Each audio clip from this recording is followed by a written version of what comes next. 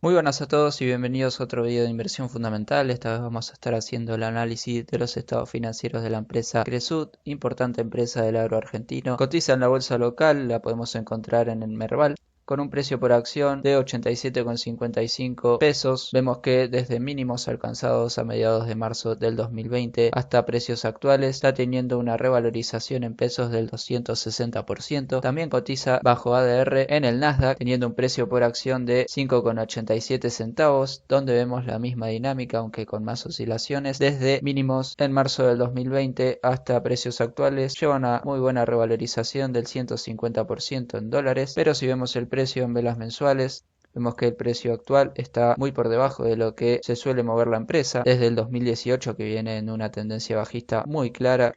Ha perforado mínimos históricos, ya que en precio en dólares ha llegado a estar rondando los 2,60, los 2,50 dólares. Los precios actuales son los que llegó a tocar en la crisis argentina del 2001-2002 y en la crisis del año 2008-2009, donde rápidamente, debido a la revalorización que tuvieron las materias primas, la empresa y la cotización de sus acciones se han revalorizado bastante. Hoy está pasando algo bastante parecido. Hay que ver cómo se sigue desenvolviendo el precio de su acción. Yo estoy colocado en la empresa desde el mes pasado, cuando se dieron el cruce de las medias móviles. Cresud se dedica a la compra y venta de tierras, producción de granos y de caña de azúcar y a la ganadería. En su portafolio agrícola regional cuenta con aproximadamente 800.000 hectáreas bajo manejo de 24 campos propios y una concesión a largo plazo. Vemos varios campos en el centro y norte del país y también un campo en Santa Cruz, pero también tiene importante presencia en Brasil, algo en Bolivia y un campo en Paraguay. En el perfil corporativo de la empresa nos dicen que son una compañía argentina, líder en el negocio agropecuario desde hace más de 80 años, producen bienes de alta calidad, agregando valor a la cadena productiva del agro argentino, con presencia creciente en la región a través de inversiones en Brasil, Paraguay y Bolivia. El origen de esta empresa se remonta a 1936. En 2005 crean Brasil Agro con el fin de replicar el negocio en el país más grande de Latinoamérica, que es Brasil. Las acciones de Brasil Agro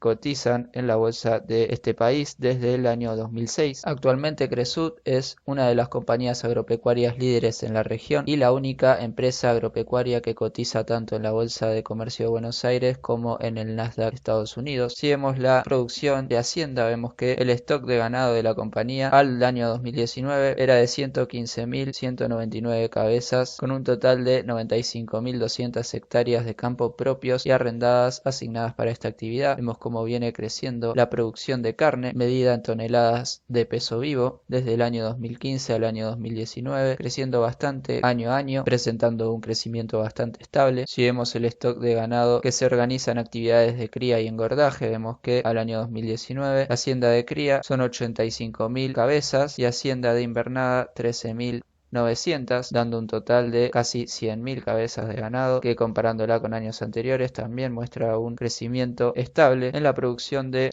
granos y cañas de azúcar. Vemos que produce maíz, soja, trigo, frijoles, sorgo, girasol, algodón y otras semillas, dando un total de grano en toneladas de 857.000, que también muestra crecimientos con respecto a años anteriores. Las cañas de azúcar medido en toneladas 2.300.000, nuevamente una buena cifra creciente comparado a los años anteriores. Las ventas dedicadas al mercado local y al mercado extranjero también vienen creciendo año a año. Al año 2020 comparado al año 2019, las ventas al mercado local y al mercado extranjero crecieron también con respecto al año 2018 y al año 2017. El siguiente cuadro presenta la superficie de campo sembrado propio, arrendado en concesión y arrendado a terceros. Vemos que la mayor proporción de producción la presentan los campos arrendados que tiene la empresa. El segundo volumen lo tienen los campos propios, después vienen los campos en concesión y los campos arrendados a terceros representan la menor proporción de superficie sembrada.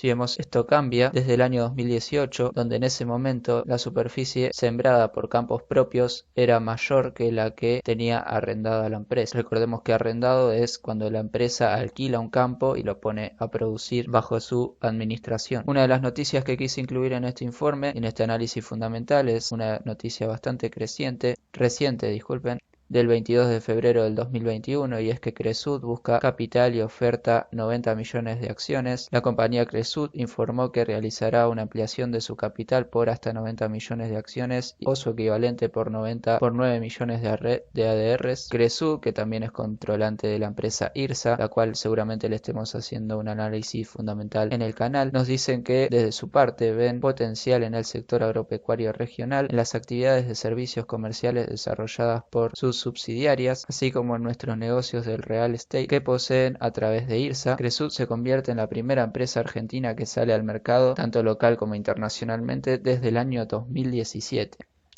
Otra noticia que encontré en la página de la CNB es el comunicado por parte de Cresud del 24 de febrero del 2021, donde Cresud comunica la venta del 100% de las acciones de la sociedad anónima Carnes Pampeanas. El precio de la operación es de $10 millones, los cuales ya han sido abonados. Otra notificación que era prudente incluir en este análisis es el de la emisión de acciones. Acá dice que el precio definitivo de suscripción de las nuevas acciones será 47 centavos de dólar para las acciones en el mercado local. Los ADS será de 4,72 dólares por acción y el precio de ejercicio de las opciones será de 0,56 centavos. Y por último, otra notificación es que la empresa Brasilagro concluyó la oferta pública por un total aproximado de 500 millones en la Bolsa de Brasil mediante la emisión de 20 millones de acciones. La empresa Cresud, de esas 20 millones, se compró o adquirió casi 7 millones de acciones, lo que hizo que su participación en Brasilagro subiera del 33,8% al 34,1%. Yendo ahora sí a lo que son el análisis de sus informes financieros y el cálculo de los ratios. Recuerden que esta planilla va a estar disponible en el grupo de Telegram, a los que los invito a formar parte. Grupo de Telegram Inversión Fundamental. Vemos los informes expresados en millones de pesos argentinos. Yendo ahora sí a lo que es su posición de liquidez de la empresa, vemos que al último dato del 31 de diciembre del 2020 su posición es de 0,59, lo cual es bastante baja si lo comparamos con estos indicadores periodos anteriores tanto trimestralmente como anualmente. Este indicador está queriendo decir que por cada peso de pasivo corriente la empresa posee en su activo corriente 0,59 para hacer frente, lo cual es un ratio bastante bajo y que ha empeorado con respecto a pasados periodos. Si vemos en la liquidez ácida, donde al activo corriente le sacamos el inventario por serlo menos líquido, vemos exactamente la misma tendencia bajista, y obviamente el fondo de maniobra al 31 de diciembre del año 2020 es negativo por 27.900 millones, el cual ha empeorado muchísimo si vemos comparado al último dato anualizado 2020 contra el último dato anualizado 2019, que eran muy superiores, incluso positivos. Esto quiere decir que hoy la empresa está teniendo una posición de liquidez desfavorable, lo que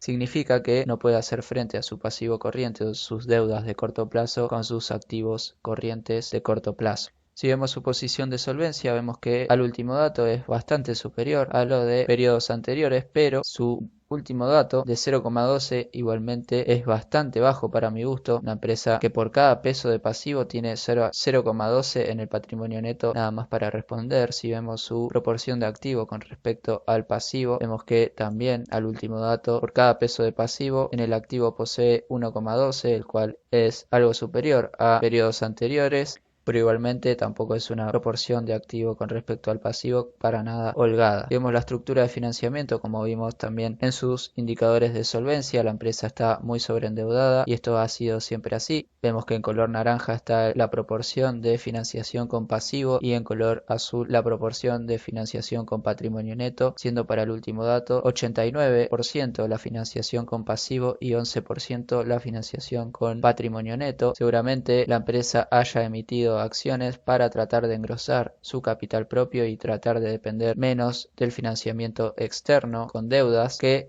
a los niveles actuales de endeudamiento, en caso de una suba inesperada de la tasa de interés o que los resultados no crezcan de la manera esperada, podría empezar a tener problemas para pagar sus deudas. Si vemos la cobertura de intereses con respecto a su resultado de EBITDA y flujo de efectivo por actividades operativas, esto nos va a estar diciendo la capacidad de hacer frente a los gastos que genera este enorme pasivo que tiene la empresa. Vemos que respecto a su resultado de EBITDA para el dato anualizado del año 2020 fue 2 veces mayor que lo que tuvo de gastos financieros. Vemos que es muy superior a lo que tuvo en el año 2019, el cual fue negativo en ese periodo, lo cual es un dato positivo, pero mientras más alto sea este ratio en el futuro, mejor. Lo mismo pasa con su flujo de efectivo por actividades operativas, que para el último dato anualizado fue 1,46 veces mayor a lo que tuvo de gastos financieros, inferior a años anteriores. Vemos que la cobertura de intereses por parte de la empresa no está para nada holgada y debería ser un punto a mejorar, pero tampoco es que no está pudiendo generar flujos de caja y resultado de EBITDA suficientes para pagar los gastos financieros. Otro ratio importante es el índice de inmovilización, o sea, la proporción de activo no corriente sobre el activo total. Para el último dato del 2020, la proporción de activo no corriente sobre activo total es de 85%.